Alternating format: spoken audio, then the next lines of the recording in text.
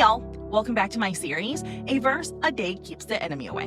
Today we're going to be reading it out of the Holy Bible. This is the ESV version, and today's verse is going to be 2 Chronicles 15:7, and it says, "But you take courage, do not let your hands be weak, for your work shall be rewarded."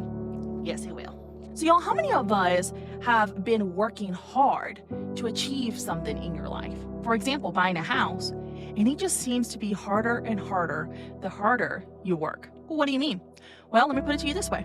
You're trying to buy a house, and after months, if not even years, of you saving for a down payment for a house, you go and apply, and then your credit's just not good enough because you have several debts against your credit. So then your debt to income ratio is completely off, so now you have to go back to square one, start paying off debt.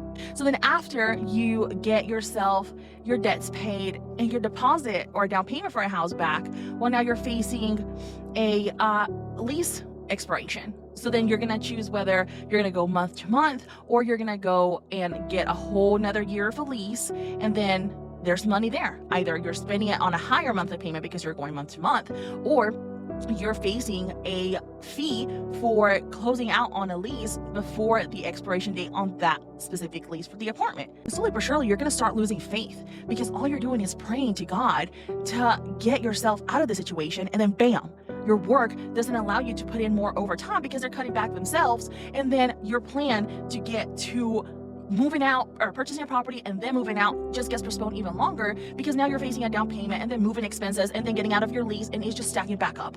And then the enemy is just gonna slide his scaly self to you and start putting all this doubt in your mind. This guy that you've been praying for months is still not furnishing what you want. Just cut some corners here and there, and guess what? You're gonna have your house.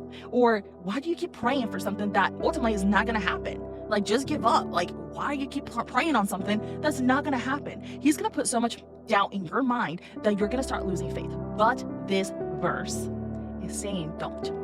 God is gonna put so many little different things in your path so that you can understand the responsibility that you're about to go into. He's going to put that on you to understand that if you purchase that house and they cut back on hours, are you going to be able to afford that? Are you going to be able to afford different things that are going to come up? So sometimes God is going to put those types of hardships in front of you prior to you purchasing a property, so that way when God finally furnishes that house for you, you're going to be ready for anything.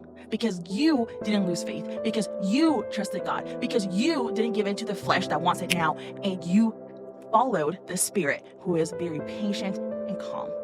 So my friend, who are you going to listen to? The flesh or the Spirit? The choice is yours.